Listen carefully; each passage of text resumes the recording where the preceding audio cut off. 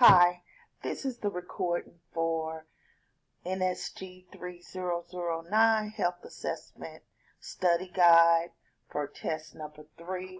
Test number 3 will cover chapters 5 through 7, 18 through 20, and 23. The first question on the study guide: know how the aging process affects the parameters of the mental status. Well, the aging process leaves the parameters of the mental status mostly intact. General knowledge does not decrease, and little or no loss in vocabulary occurs. Response time is slower than in a youth. It takes a little longer for the brain to process information and to react to it. Recent memory, which requires some processing, is somewhat decreasing or decreased when a person ages, but remote memory is not affected at all. Question number 2, know when it's appropriate to complete a complete mental status examination. Usually you perform a complete mental status examination when any abnormality in the person's affect, like how they act, or their behaviors are discovered. And a lot of times too, family members are often let you know about a person's behavioral changes. For instance, like they may have memory loss or any type of inappropriate social interaction, or after a trauma, such as a head injury. That's when it's appropriate to complete a complete mental status examination, not just a test. Be able to assess cognitive function and orientation through the course of the interview. Generally, the nurse can discern the orientation of cognitive function through the course of the interview. And sometimes even the nurse can ask, directly or tactfully. They could say, some people have trouble keeping up with the dates while in the hospital. And then ask them, do you know today's date? And many hospitalized people might often have trouble with the exact date, but they can still be fully oriented on any remaining items that you may ask them. Question number 4, know how to correctly use all facets of the 4 unrelated words tests. The 4 unrelated word tests, generally the persons,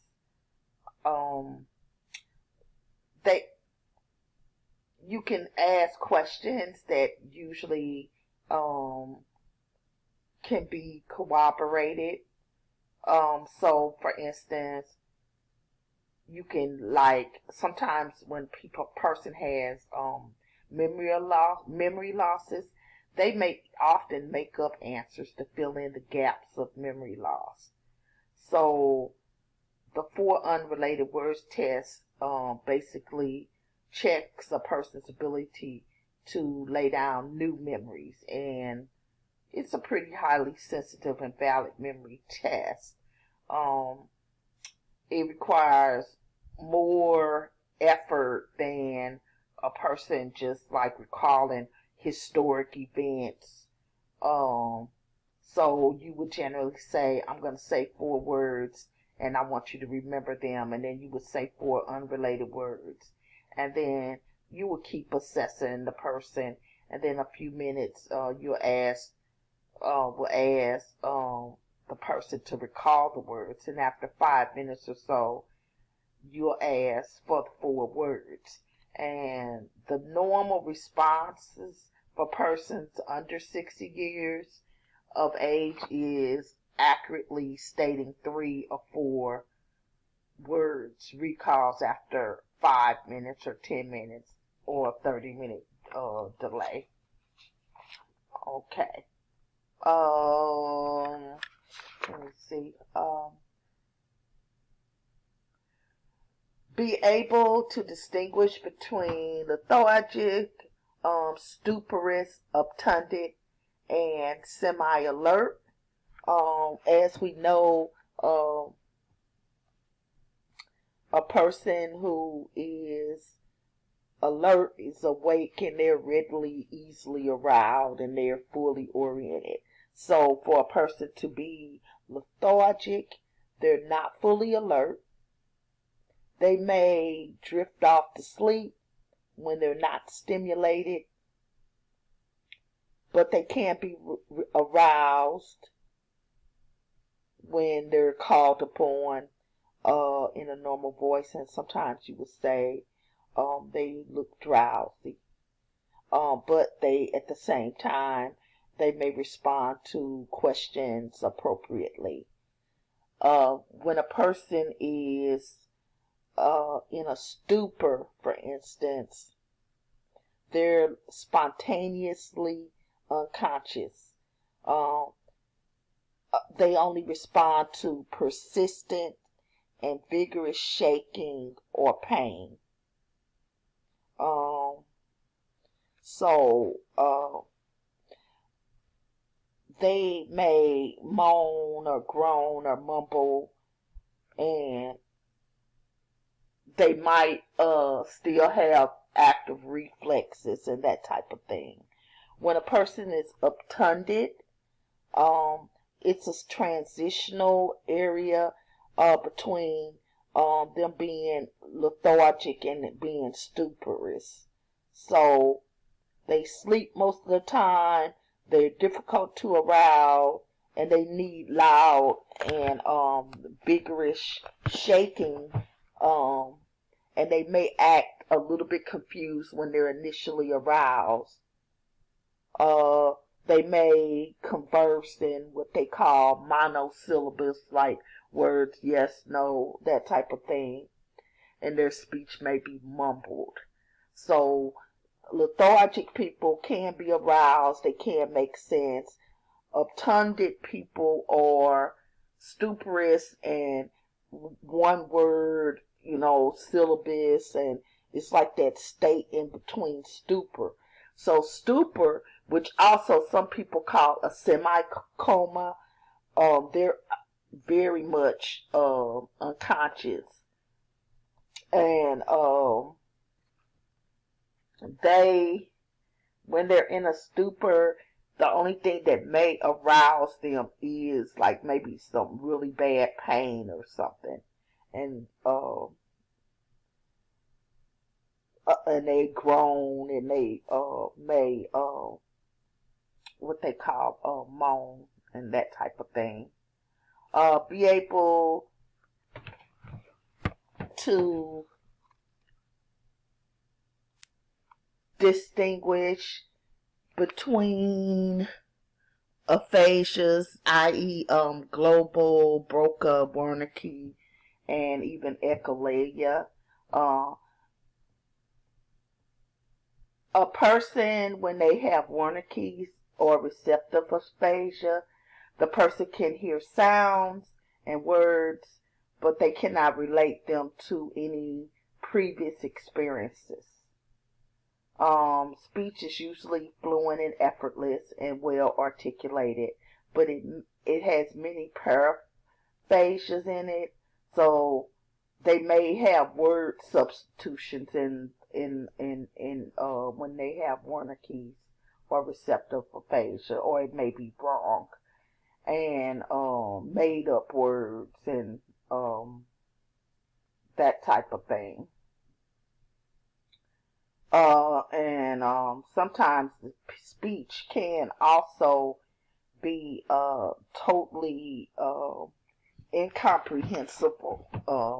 A person may not even be able to understand their speech pattern. Broca aphasia is a type of expressive aphasia. The person can understand language but cannot express him or herself using language. So they have kind of non-fluent, effortful speech.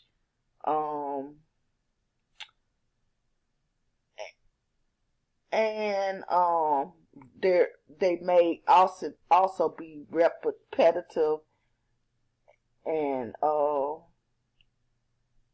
but the auditory and reading comprehensions tend to be pretty much intact. A person that has echolalia. Echolalia is an imitation or the repetition of another person's words or phrases. Also, I do want to throw in there about global aphasia. So that's the most common, and it's also the most severe. Comprehension is absent or reduced, and maybe only to that person's name. And prognosis for language is recovery of language is really, really poor. Spontaneous speech is absent and or reduced as well. So you get it in both areas. Okay.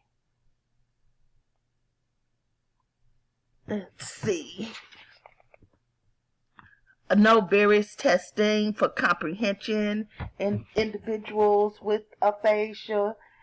Generally, people with aphasia, you can do additional tests for persons, like mostly word comprehension, how they understand it, asking the individual to point to articles in the room, or asking them to point to parts of their body to see if they even comprehend what you're saying. Also, you can have them read. You can ask a person to read a valuable print, and also you can ask a person to write. Just tell them to write a sentence or something of that type of nature. Okay. No, the number of drinks amounts associated with deaths from cirrhosis and cancer, esophagus problems, and injuries in men. Basically, in men, alcohol consumption, they say of at least 4 standard drinks per day. So 4 standard drinks a day is associated with increased deaths from liver cirrhosis, cancers of the mouth, esophagus, and other areas, and deaths from injuries and other types of causes as well. So those type of things are what's associated with just increased drinking, and I think that you could probably find those type of things in your chapter. I think it's chapter 6. In your chapter 6, as well as knowing the next question. Know the physical effects of cocaine, alcohol, heroin, as well as any type of sedative or users. And the reason why it's important for you to be able to obtain this type of objective data and just have a pretty much of an idea of what you find when a person is using these type of drugs, is because it can just kind of give you a overall idea of how the person is looking. So, for instance, if we was just to take the effects of a person using cocaine, and that includes even like if you was to read in your book, even crack cocaine. A person would have a dilated pupil. They'd have tachy or bradycardia, so their heart could be fast or slow. Blood pressure could be elevated or lowered. They'll have sweating, chills, nausea, vomiting, and usually weight loss. They're very euphoric and they're very talkative. They have tactile and visual hallucination, and a lot of times they're hyper, and they have grandiose type behavior. When a person is on alcohol, they usually have unsteady gait, incoordination, nystagmus, and a flushed face. So, and their behavior. People have to realize that alcohol is a sedative. They have dull concentration, impaired judgment, talkativeness, slurred speech, impaired memory. Some people may have irritability or depression. So their moods could go from them being irritable or not irritable. Marijuana, they'll have reddened eyes. They may have a tachycardia, where with cocaine it could go either or. They'll have dry mouth, increased appetite, especially for like junk food, loss of coordination and balance. Usually they'll be euphoric in a pleasant state of relaxation and tranquility. But they do have a slow time perception, impaired judgment, and they can also be suspicious, paranoid, withdrawn, that type of thing as well. And then heroin, did we talk about, I don't know, did we talk about like opiates and heroin and that type of thing? Pinpoint pupils, decreased blood pressure, pulse, respirations, and temperature. So when you talk about morphine, heroin, that type of thing, pain pills, all of that kind of stuff that's in that family. There's slurred speech, lethargy, psychomotor retardation, inattention, impaired judgment, impaired social or occupational functioning. So those type of things. And then when you look at things like people taking amphetamines, it's basically the amphetamines have the same type of reaction as someone that's on cocaine.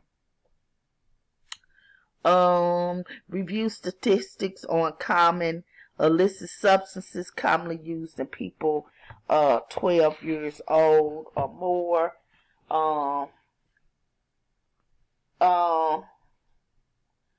Basically, remember when we was in class and we were discussing about people using marijuana or hashish? Well, I was just saying in person, basically 12 years and older, that was the most commonly used illicit drug that was basically reported. So that's what I really wanted you to take away from that. What physical characteristics would increase the bioavailability of alcohol in the blood for, I guess, like a lower, how can I say it? Where for a longer period of time.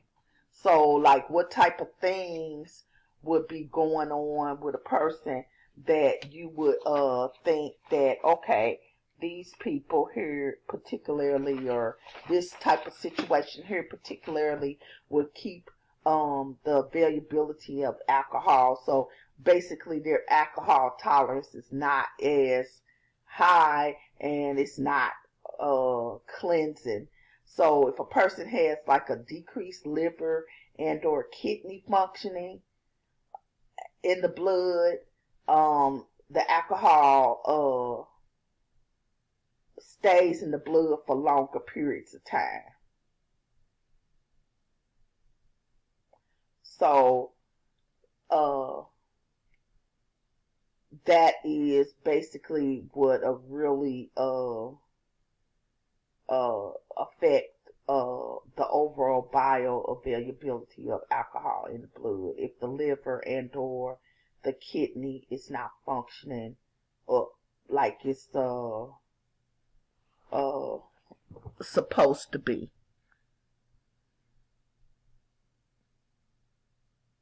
Know what type of statements would alert the nurse that there is at-risk drinking.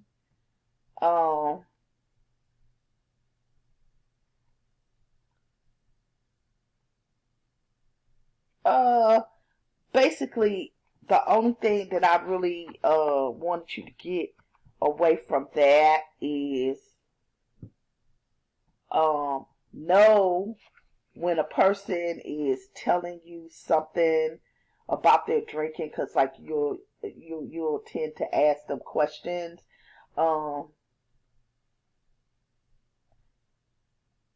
Listen for a person. Listen and make sure that that person is telling you, like, they usually say that the guideline is if a person says they have 7 or more drinks a week, or if the person is having 3 or more drinks per occasion, like, so if they sit down for one occasion and they drink and they have 3 or more drinks, that's considered at-risk drinking. So that would alert you that a person, so if they're having more than 7 drinks in a week's period of time, and or if they're having 3 or more drinks at a sitting, that may be a consideration that they're having, they may be at risk or may be alcoholic.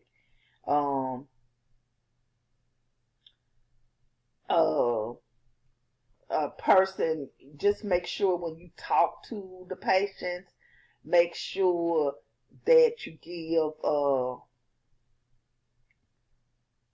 a statement of assistance and concern. And I mean, like really talk to them and sound like you want to assist them and there is some concern about the drinking.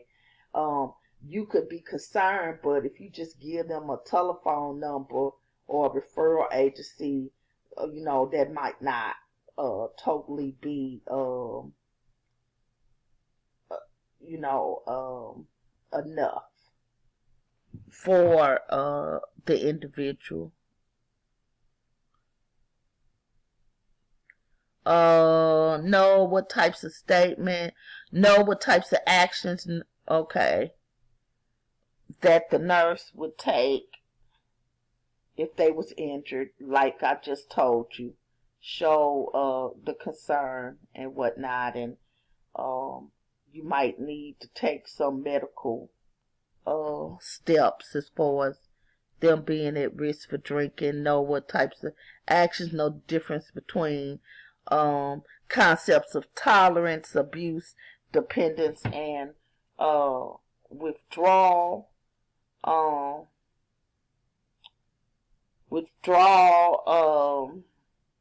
Well, let's start with tolerance.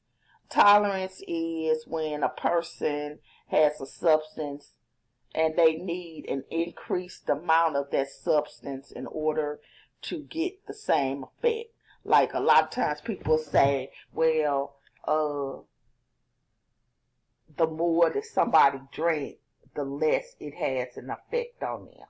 So they're building up tolerance. So they need more to get the same effect they did when they was first ever drank. And they say that that is what a lot of times get people to become addicted, especially if they have an addictive personality, is when they try to use and that type of thing, and then they might feel like they had a fabulous time that time.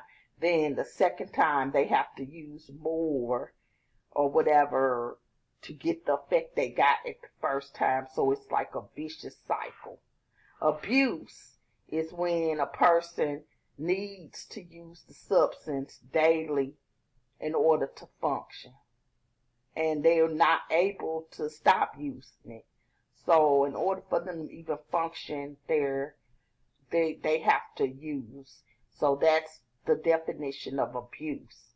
Dependence is actually physiological. So if they don't use it, they may get sick, and then withdrawal occurs, when a person stops using it. They may go through some type of physiological symptom or whatever. For instance, if a person stops using opiates, such as heroin, they say they go into what might appear to be like having a flu symptoms, and they have dilated pupils, they nose run, they eyes run, they have heart rate starts being tachycardic. So they might have joint hurting and muscle aches and fever and restlessness. All of those are symptoms, from withdrawal. And when you look in your book and you are looking at the symptoms from withdrawal, just take a look at all the little different symptoms, because it seems like a lot of the symptoms are of withdrawal or the opposite of what they call when the person is using. And the only drug that they say that there's no real withdrawal from is marijuana, and they say that's with occasional use. But they say that if a person has chronic or heavy use, they may have sleep disturbances, weight loss, loss of appetite, and sweating, and a little bit of irritability to go along with that.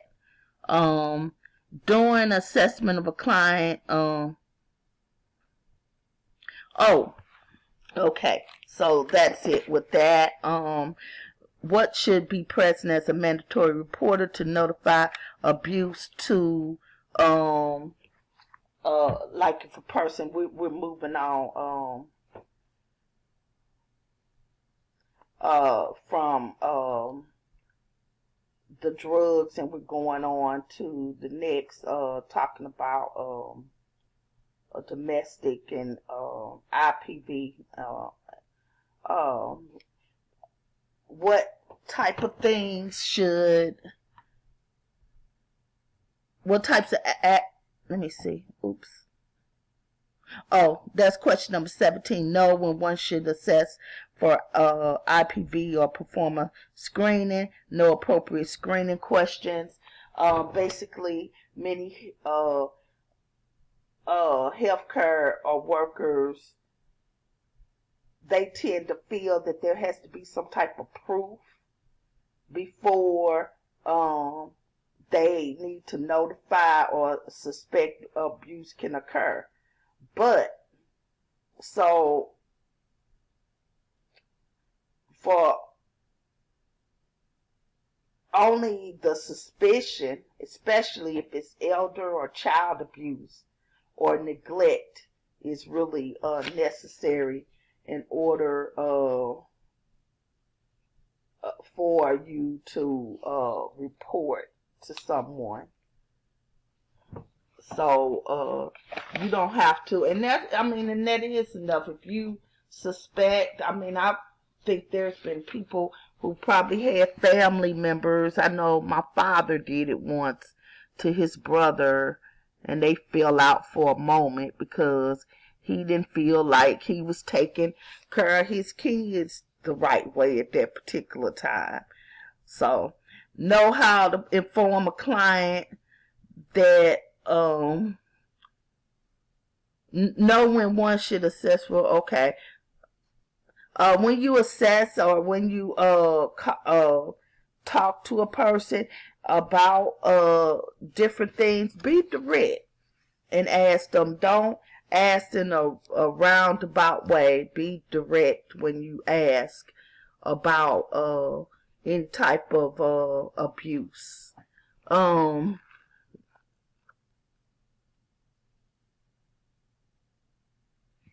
Know about different conditions and stuff like that. You know, remember we talked about the different type of categories that people have, like they'll have unintentional abuse, physical neglect may occur and stuff like that, and they might have this good intention. And it's just the failure of the family or caregiver to provide basic goods or services. And they may really truly, but you have to always have good intentions, but you always have to keep the patient at the, their health and welfare at the forefront. Physical abuse is defined as violent acts. So y'all know that, and those that could or result in injury. Financial, we talked about that, about especially like for older people, how like a lot of times you'll have people staying with them and they might not be using their social security check to take care of them, or just giving them the basic minimal.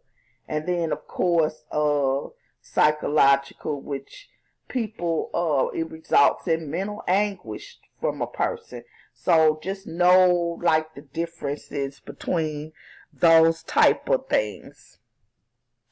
A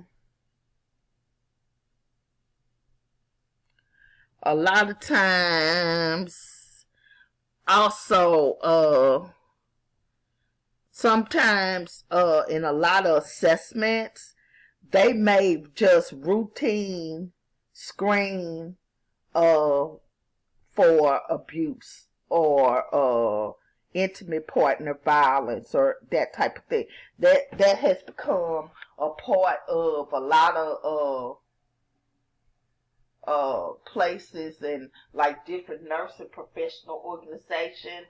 They have called to basically just assess people for that, because of the fact that we screen for so many other things. It's okay to ask and screen for that, because it's just become such a common thing out here nowadays.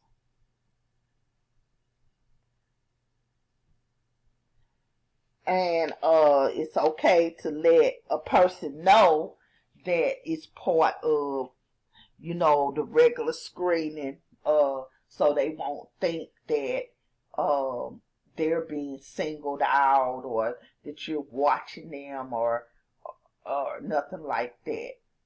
When you come and you introduce yourself to a person, you can introduce yourself, and you could say to the person that we're gonna do an examination, especially like if somebody come in, with an injury or something, or anything, or anything like that. It's your responsibility to say that, and then you could just tell them that domestic violence is common, and we need to ask these particular questions, like with everything, So when you get ready to do a abuse or something like that, assessment for somebody, you could just go ahead on and say, what it is. Okay. So the next question, abrasion, contusion, laceration, and hematoma. I do want you to know when you see those type of injuries and be able to correctly say what those injuries are. For instance, laceration, the word laceration is a tearing or splitting of body tissue. It is usually caused by something like a knife or something. An abrasion is caused by a rubbing of skin or mucous membrane. So, for instance, like if somebody keep rubbing the area, because like me, for instance, I had an area on my hand where I was kind of scratching it, but I didn't really, I don't know if you could call it, it looked more like an abrasion. It wasn't really, it was more like an abrasion, and I was rubbing the skin, and it may have been just like a little bit of breakage, because like sometimes you can even scratch an area and it keeps scratching, and then the next day you look at it and it look like you broke the skin. Or let's say you slipped and you rubbed your skin real hard on a rug, and then the next day you see where that area looked like the skin was almost torn, but maybe a little bit, but quite will not. Well, that's like an abrasion. Then a contusion is injury where you don't have. So a contusion is like if somebody knock you upside your head, and then you bruised up. That's more like a contusion, and it doesn't have a breakage of the skin. So the laceration is the actual splitting or tearing. An abrasion is more like a rubbing injury. A contusion is an injury that might leave a bruise, but you don't have an actual breaking of the skin. And then a hematoma, I know all of y'all have seen where the area is like localized and there's blood up under that has built up under, it's extravasated,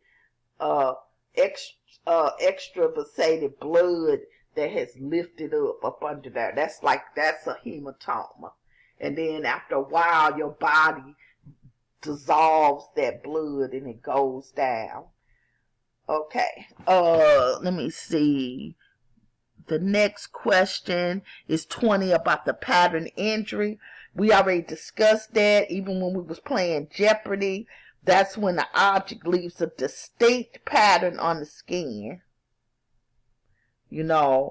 So like you could look at it and say, oh, they did that with a meat pounder, meat grinder, because it has these little things on the end, and then they hit a person and they got them little blocks, or somebody get hit with a belt, and then the belt might have little holes in it, and it might leave a certain type of mark, or it may not, or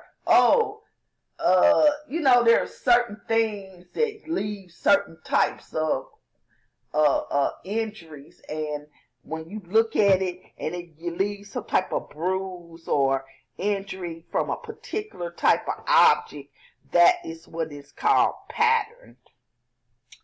Okay. Let me see.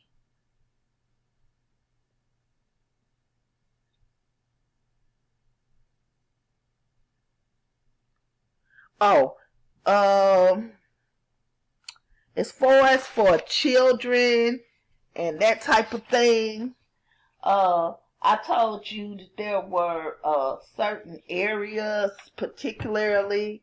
I just want y'all to know that it's real particular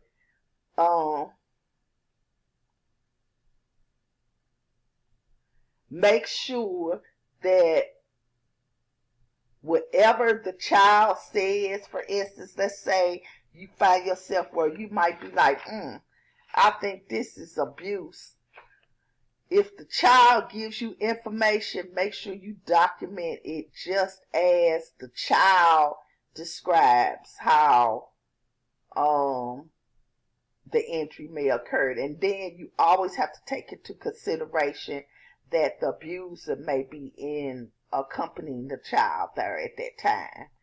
And also, when you looking at a child,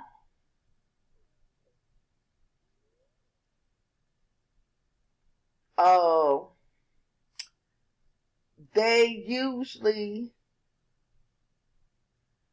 like, okay, when a child bruises over bony prominence areas, like, oh, I hit my elbow, or I fell on my knee, and stuff, and scraped myself, you would probably think that kind of stuff is kind of normal, because, children run, and they play, and they leap, and they do that stuff. But you have to look at the injuries that are in what they call atypical, so not typical injuries. So if a child has injuries on their buttocks, their hands, their feet, or their stomach, buttocks, hand, feet, or stomach, those areas are rare for a young child, and that should arouse some type of concern. So buttocks, hand, feet, and abdomen. You need to really look at that, and that arouse, some type of concern as far as,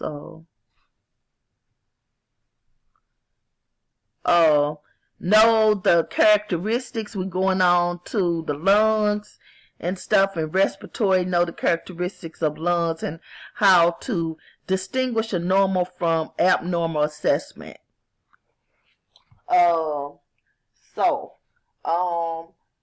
Normal lungs, basically, first, as far as the characteristics of the lungs, we know about the two lobes, right? We know the right has 3 lobes, the left has 2 lobes. The right is longer. The right lung is actually shorter than the left. And then the left lung, and the reason why the right lung is shorter than the left is because of the liver. Right up under the right lung. But it does have more lobes. And the left lung is narrower than the right lung because of the heart bulging to the left. So that's what you need to know about how the lungs actually look. As far as when you're looking at, like, what type of things are normal, I think we talked about that during Jeopardy. Normal lung sounders, because when we do our assessments, we want to do symmetric chest, right? What type of sounds? When you percussing in the back, you looking for resonant. You listen to vesicular breath sounds over the peripheral lung fields, muffled voice sounds, and no adventitious sounds. So that's basically when you're just looking at that area. Primary muscles of respirations. The major muscle is the diaphragm. Then you have the intercostal muscles, and that lifts the sternum and elevates the rib during inspiration and stuff, and increases the AP diameter, during that period of time. So those are basically the main muscles, because if you think about expiration, that's primarily passive. You can force a respiration and use other muscles like the accessory neck muscles, the trapezius, the what they call sternomastoid. You can force expiration, and that is with the abdominal muscles, but the major muscle of respiration is diaphragm. Be able to distinguish between tactile fremitus, crepitus, and friction rub. Okay.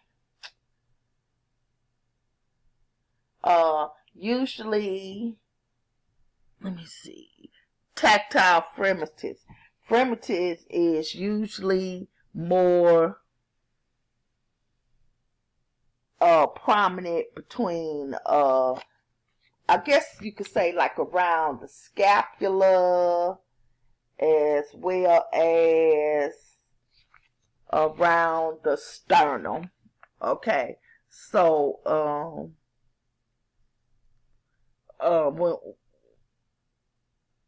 because that's where generally the major bronchi are closest to the chest wall, and as you go down the chest, fremitus basically decreases. Okay, so I did say, let me look at this study guide. Tactile fremitus, y'all know about that with the 99. Okay, crepitus, it's just a real coarse kind of crackling sensation that's palpable over the skin. And a lot of times they say people got probably emphysema when you hear the crepitus. And then the pleural friction is inflammation basically of the pleural.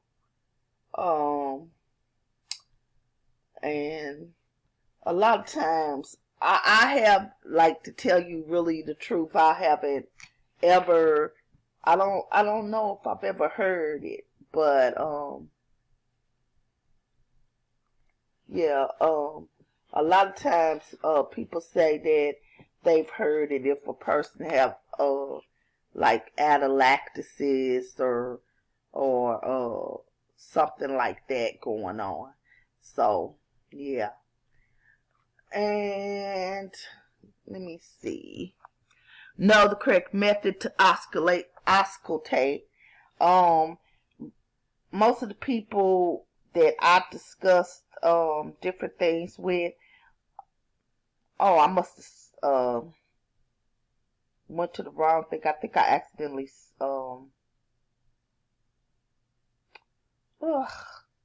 I think I skipped something. Okay, so basically on 25, question 25, it says, know the correct method to auscultate the thorax and the lungs. And the only reason I'm talking about this is because most of the people that I talked to and that was in with me in lab, I would ask them when they was doing the assessment about how to auscultate the lungs, and you'll look at page 429 of your text, and you see how you going 1, 1, 2, 2, and you going down. Basically what you're doing is you're going from side to side, then you're going down, and then you're going to the other side, down, then to the other side. So the purpose of you doing that is so that you can compare the breath sounds and make sure that they're, the same on each side. Be able to, like recognize sounds that come from somebody who may be potentially asthmatic. Usually a person that is asthmatic, they have usually wheezes or some people call them bronchi, but they usually have wheezes when a person has asthma. Let me see what else I can tell you. I think if I think of something else, I'll let you know. I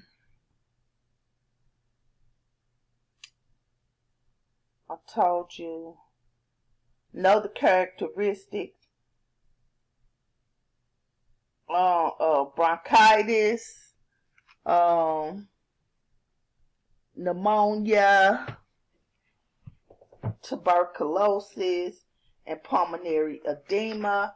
And basically, when I was going over that, I just kind of thought that that would be something good for you guys to know, because like a person has bronchitis, they usually have a difficulty breathing, and when they do inspiration, that they might have as they're inspiring, they have chest pain, of course pneumonia, you can hear the build up and the crackles. TB, you got people when they have TB, they usually have night sweats. And they'll have a temperature, and you could potentially say that they're having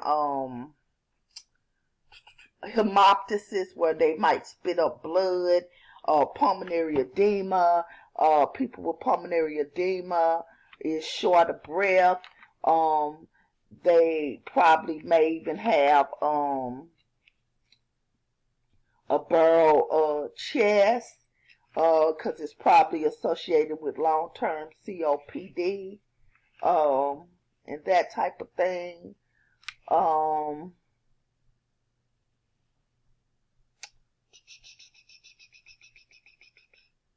Let me see.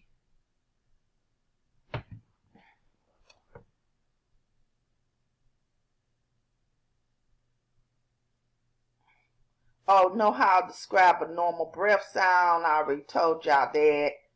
And what are adventitious sounds? I told you that. Wheezing, crackles, ronchi, anything that's not resonance is adventitious. So it's abnormal. No, be able to distinguish between pericardium, myocardium, endocardium, and the pleural space. Basically, that's just, I think we talked about that when we were talking about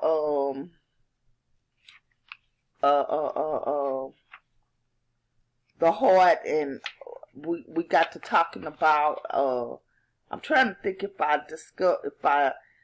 went into detail with you guys when we was doing Jeopardy. I'm not sure if I did.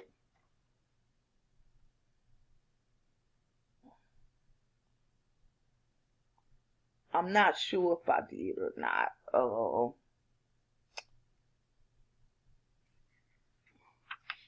But well, we could definitely go over that. I could tell you about which each thing is.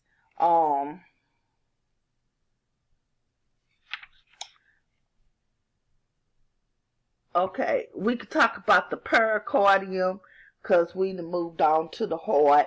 Pericardium is, okay, this is how it's described. A tough, fibrous, double-walled sac that surrounds and protects the heart. That's the pericardium. The myocardium is the muscular wall of the heart. and it basically does the pumping. The endocardium is the thin layer of the endothelial tissue that lines the inner surface of the heart. And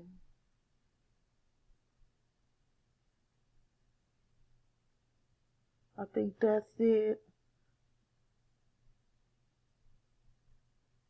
And that pleural space is the part right there that's like basically, I guess you could say, it's kind of like anchored to the diaphragm. Okay.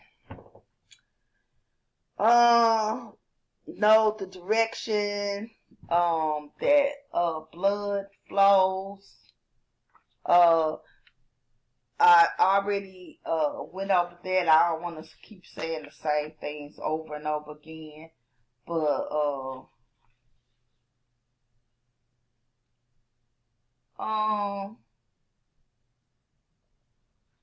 let me see.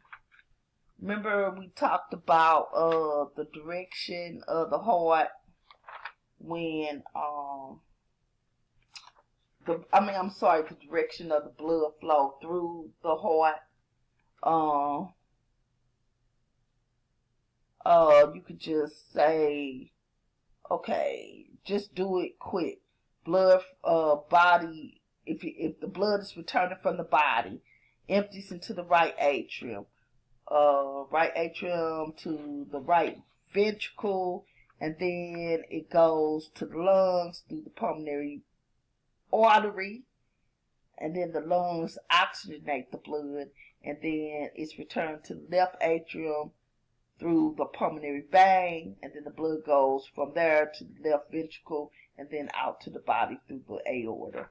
So that's like, I just want y'all to be able to know just that path. If you could make sure that you know that.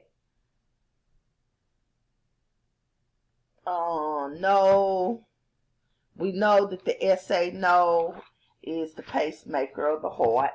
Everybody knows the SA node is the pacemaker of the heart because, okay. Then you got, know the cycle of the electrical stimulus of the heart follows. Know this cycle. Know the SA node near the superior vena cava initiates an electrical response. SA node, superior vena cava. Then the current flows in an orderly sequence. First, it goes across the atria to the AV node in the atrial septum, and it's delayed slightly, allowing the atria a little bit time to contract, and then the ventricles are stimulated, and then the impulse travels to the bundle of heads, the right and left bundle branches, and then through ventricles. So SA node, know about the atria at the top, AV node, atrial septum, then you got the ventricles, right? And then through the heads, and then the right, left bundle branches, and then through the ventricles like that. Okay, let me see.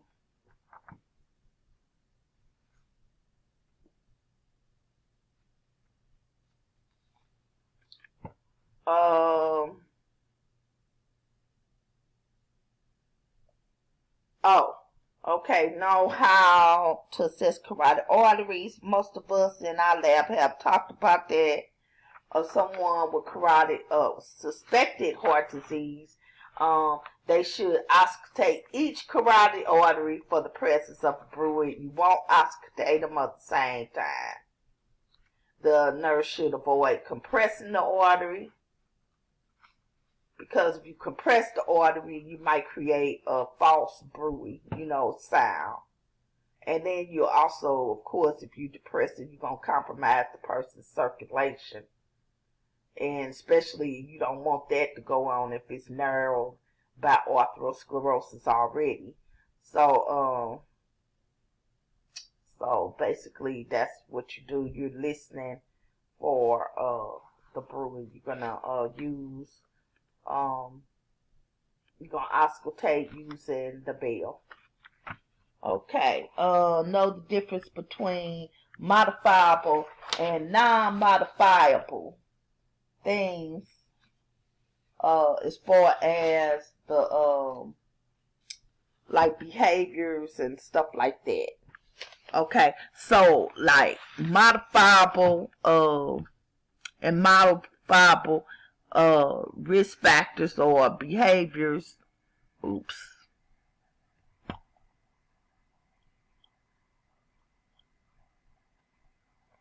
I think my little document, you guys. Oh, I'm sorry. Okay. Modifiable, between modifiable and non-modifiable risk factors for cardiovascular disease.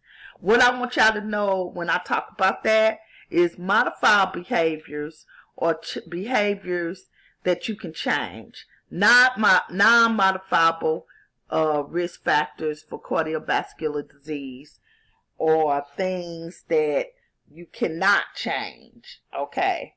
So, for instance, if a person obesity and cigarette smoking, would you call those modifiable or non-modifiable behaviors? Well, of course, they're modifiable. But hereditary and age is basically a non-modifiable risk factors. A sedentary lifestyle is modifiable. So if a person just sit around and crunch on ho-hos all day, that's a modifiable risk factor. You know, you're sedentary. You can get up and try to do something, you know. So just knowing what the difference of that is all I basically, like kind of wanted y'all to know. I want y'all to know where to palpate the apical impulse. Y'all know where that area is, the PMI, point of maximal endpoint. It's in one intercostal space, the fourth or the fifth. So you're going to do the fourth or fifth intercostal space at the mid-clavicular line. That's where you should be pulsating. Some people call the mid-clavicular line the medial. So when a person asks you if you wanted to touch, and if you were able to touch, and touch a person's area where you might be more likely to palpate, and I'm doing it right now, and I can actually, with my finger, and I can actually feel my heartbeat, and it's at the fourth intercostal space, in between the fourth and the fifth, and I went down the mid-clavicular line, which is like, a lot of times it goes like right over the nipple, or to the left just a tad bit to the nipple, and you should be able to palpate there. You can reference page 479 in your text if you have a problem with that. Know the characteristics of the arterial system. I just want y'all to know that the arterial system is a high pressure system because the venous system is not. So know that the most. Know the major artery that supplies blood to the arm and the leg. The brachial artery is, of course, the major artery in the arm. Um, that's what I would pretty much want y'all to know as far as uh uh the arms, because I mean it the brachial artery, like it goes into the two little arteries, like the ulnar and the radial artery.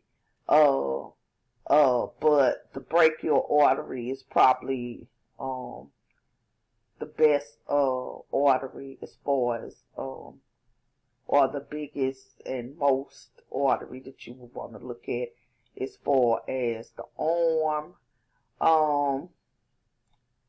When you're looking at the legs, you want to look at the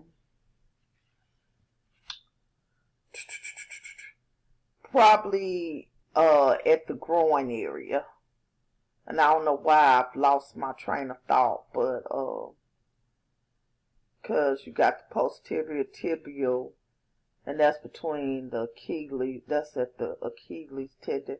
Popliteal is behind the knee. But I don't know why I can't think of the name of the artery, and I'll be telling everybody to palpate it at school, but know that a lot of that major is right there at the but that goes into the lower extremities and stuff, is right, starts generally, at the groin area. And when I think of it, I'll let y'all know, but I know y'all know. So, let me see. I would like for y'all to know, the arteries.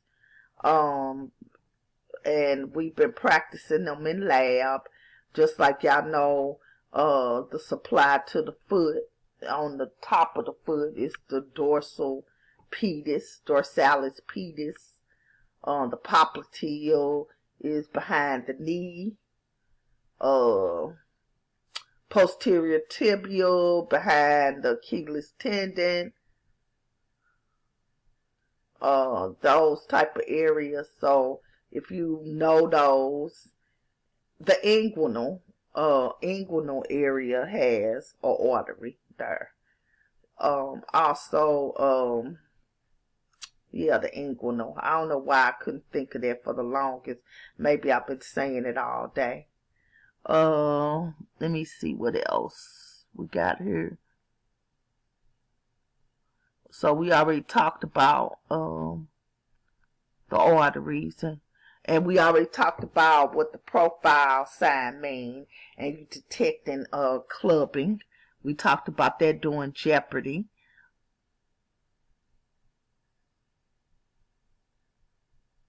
What would the nurse do?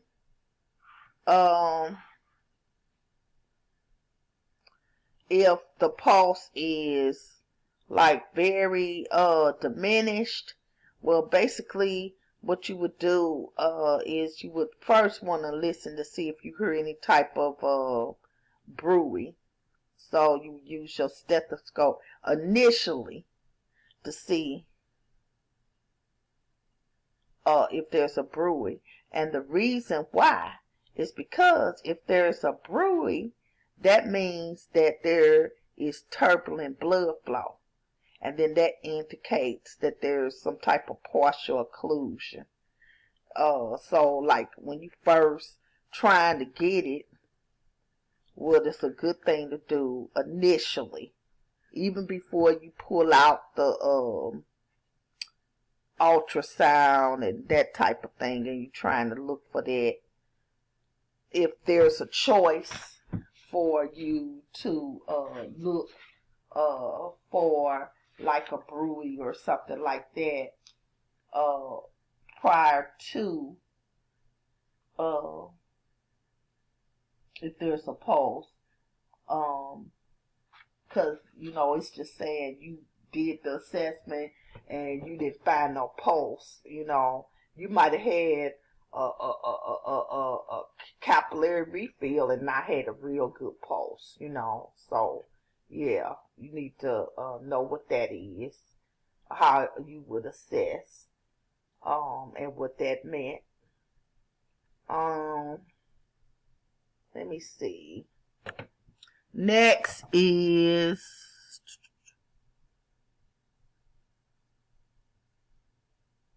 if a person has hyperthyroidism, they're going to definitely have a full bounding pulse. Because most of the people who have hyperthyroidism and stuff like that, and I think I kind of talked about it, and the thyroid is like the most dangerous, it's just like the most dangerous gland in our body. And when people has hyperthyroidism or Graves' disease, whatever you want to call it, they usually have like a real, like a bounding pulse. I mean, it's not weak. It's just like boom, boom, boom. A lot of times, their apical pulse, sometimes because they lose so much weight, people have said that they've actually seen people with hypothyroidism where they could literally, it looks like you could literally see the pulse, like bounding out of their chest. What are the physical findings? For instance, if you find somebody with venous stasis, well, first of all, I guess you would probably have to know what venous stasis represents or what it is. Okay, so if a person has venous stasis, which means that the blood is not being carried back to the heart, it's like it's not circulating well. A lot of times, if you look at their the bottom of their legs, a lot of times they'll have like a kind of brown discoloration.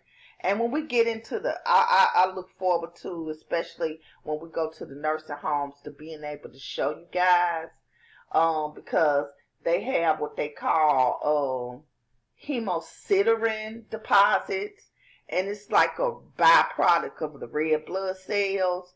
And with them sitting there that long, it'll make their legs, like the bottom part of their legs, look brown and discolored. Also, not only will it be like that little brown discoloration, they'll have pallor, sometimes, but more so pallor when the arterial and stuff is not working. So, and cyanosis and that kind of stuff.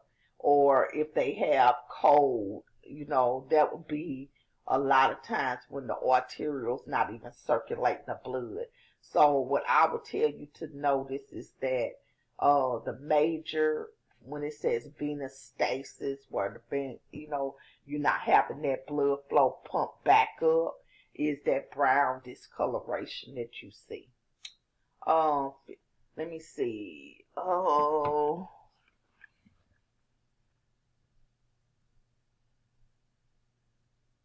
Know the symptoms of thrombophlebitis, varicose veins, lymphedema, and Raynaud's phenomenon, which is pretty kind of funny because we've talked about, I think, a series of those type of things since even within the skits, which I found to be pretty amusing. But we will discuss it now. Start with thrombophlebitis. I think I told y'all about thrombophlebitis when we were talking earlier, I told y'all that thrombophlebitis is simply inflammation, right, of the veins, and as a result of the inflammation of the veins, a lot of times people will see that little, I guess you could say it's like a little red streak, and the area will be kind of warm to the touch and stuff like that. So when you see thrombophlebitis, um, that usually happens. And I told you too that a lot of times that happens as a result of people getting a whole lot of little different treatments and stuff, and as a result of them getting treatments like with antibiotics and stuff like that, that's real caustic. You know, a lot of times you can see that type of thing happen. Also, let me see what else I got. Oh, varicose veins. It's just a result of like incompetent valves in the veins. They're more common in women. And then usually like just the stress and stuff, because a lot of times you'll see people have when they get pregnant, they might get varicose veins. And they usually hurt. A lot of times people say they make their legs more tired. They might make their legs hurt more. You know, and I mean it could be pretty. I've seen people get them stripped before, or get something. They do something to I guess you could say dissolve them or whatever. I would like for you to read up on Raynaud's and phenomenon. We talked about that a little bit, about the different way that the hands and stuff look, and the different color changes and stuff, and discolorations, and how that look as a result of a person doing quite a few of a lot of little different things, like a big they might have a strong smoking history or something like that, and lymphedema is usually as a result of really kind of bad flow, and as a result of the flow, a lot of times it's real common in women who have mastectomies, that may have had cancer or something to that, and it looks like the lymphatic ducts and stuff are pretty much damaged, and the lymph nodes and stuff like that, and that's what results, because then the blood is not, or the fluid and stuff like that from the lymph nodes is not being filtered the way it should be, and you'll see them and they'll have like fat hands, flat arms, you know, that type of thing going on. Okay. Talked about that. Okay, and then lastly, when I asked you guys about the parts of the nervous system, I just want y'all to know the two parts, central and peripheral. And y'all should have known that from the when y'all took anatomy. Y'all know the central nervous system and is the brain and the spinal cord. I think that's been beat into our head forever. Let me see. The peripheral nervous system includes the 12 cranial nerves that y'all been learning and the 31 pairs of spinal nerves and all their branches. So all y'all have to know is that it's two parts, the central and the peripheral. The central is the brain and the spinal cord, and then the peripheral is everything else, the cranial nerves, the spinal nerves, and all the branches. Okay. Frontal, occipital, parietal, and temporal lobes of the brain. The frontal lobe is for personality, behavior, emotions, and intellectual. The parietal is mainly just for sensation. The occipital lobe is, let me see, it's responsible for visual and reception, occipital. And then the temporal is for hearing, taste, and smell. Okay. Oh, let me see. No, the function of the hypothalamus, cerebellum, and the basal ganglia. The hypothalamus, body temperature, sleep center, anterior and posterior pituitary gland, and it controls the autonomic nervous system, activity, and emotions. The cerebellum, y'all, mostly for motor coordination. So you're talking about balance, cerebellum. And then the basal ganglia controls the autonomic movements of the body. So those are basically what's going on there. Know the difference between vertigo, syncope, dizziness, and seizure. Vertigo is when a person feel like they spinning, and it's due to some type of neurological dysfunction or a problem with the vestibular apparatus, which is basically the balance. You know. Then let me see, what's the other one? Syncope. Syncope is a sudden loss of strength or a temporary loss of consciousness. So you'll hear people say they passed out and they had a episode of syncope. Dizziness is lightheaded, and usually people say they having a swimming sensation. Seizures is basically altered loss of consciousness, and involuntary muscle movements and sensory disturbances. So those are the difference between that. Know the cranial nerves. I'm not going to go over all the cranial nerves. That's all we've been going through.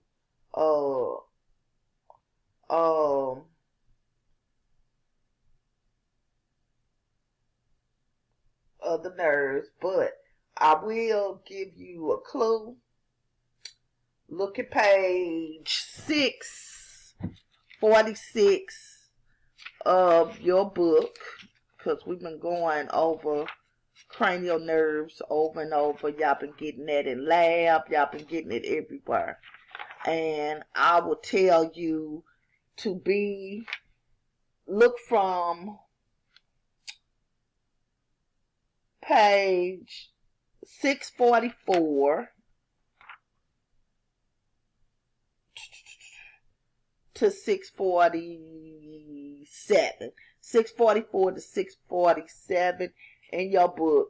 And I'm telling you to know the different cranial nerves, because I am going to put one motor component cranial nerve on there, and I want you to know if I describe it should be like real like apparent. And so if I describe a certain action, you should probably know what nerve it is. Okay. And then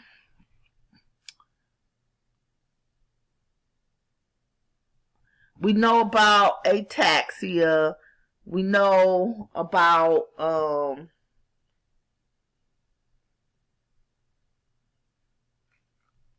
ataxia is swaying. So we got to think about what test do we do. What test is it called? The Romberg test. Remember when we tell people to close their eyes and they stand there and you watch whether or not they're swaying. As far as and so you want to make sure they're not having ataxia, which is an uncoordinated or unsteady gait. Let me see. Holman sign is basically you doing that sign to check for deep vein thrombosis. They really, truly, to tell you the truth, don't too much use that no more. When you bend the like the foot back, by the calf, and to see if whether or not the person is having any pain. That's what it is. Okay.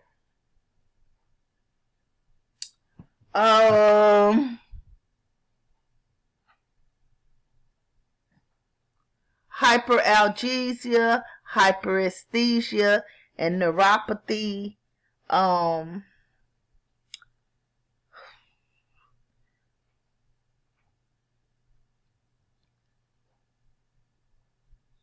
Basically, algesia is when a person is like feeling a lot of I guess you could say pain in the area, and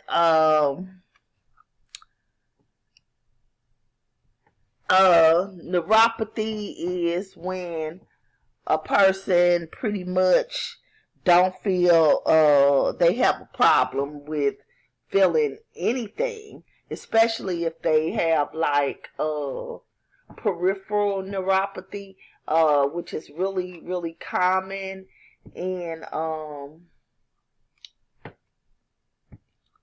it's really common in people who might have be diabetic or something like that. So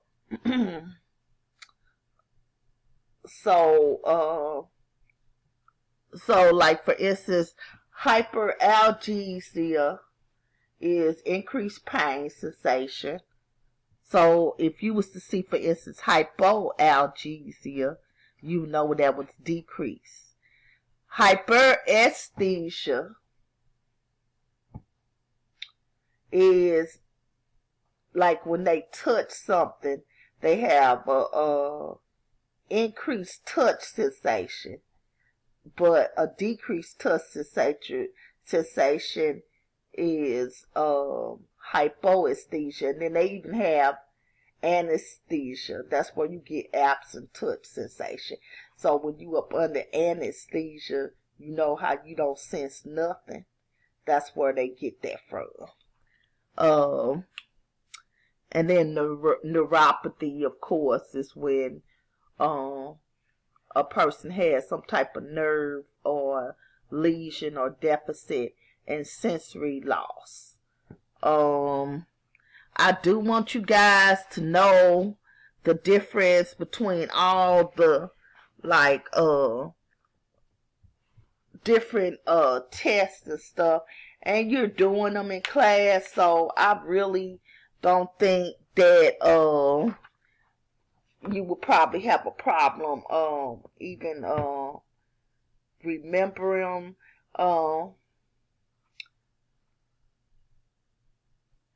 like for instance extinction. Extinction, and we're not testing for that, but that's basically when you touch a person's body at the same time and you ask them how many areas were touched. So they may tell you 2, and then you might touch 1 the next time. You see what I'm saying? Or you might touch both sides of the body at the same point and ask them how many sensations are felt. And if it's normal, both, sensations are felt. And then the A stereognosis is when a person cannot identify the actual object. And we do stereognosis test is when the person identifies. So if it's a stereognosis, that means they can't identify the object. Graphesthesia, y'all know about that. Tactile discrimination, them being able to say that something is rough or something is smooth or something like that. And then also the last thing that I would ask you is to make sure that you're very, very, very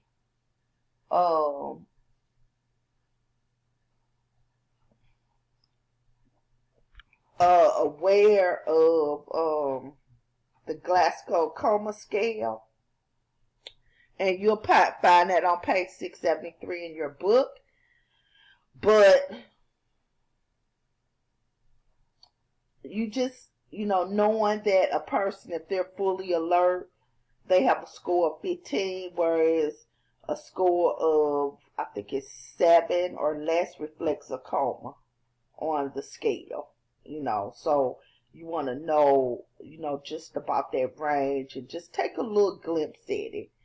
Also, did I tell you, when a person has peripheral neuropathy, like when I was telling you about a person, they don't have, their sense of touch is really, really poor, y'all. The temperature, if something vibrates, they usually have a loss of vibration sense. It's 2. They have to be very, very careful. Did I tell y'all about kinesthesia? I think, was that on my list? Kinesthesia, moving up and down. Remember position sense. Is it up? Is it down? Is it up? Is it down? Like that kind of stuff. You take that finger. Other than that, I don't think I have no other questions that I probably have not gone over. I think I said, I told y'all about risk factors and that type of thing. Yeah. Okay. So have a good time studying, and everybody take care. Thanks.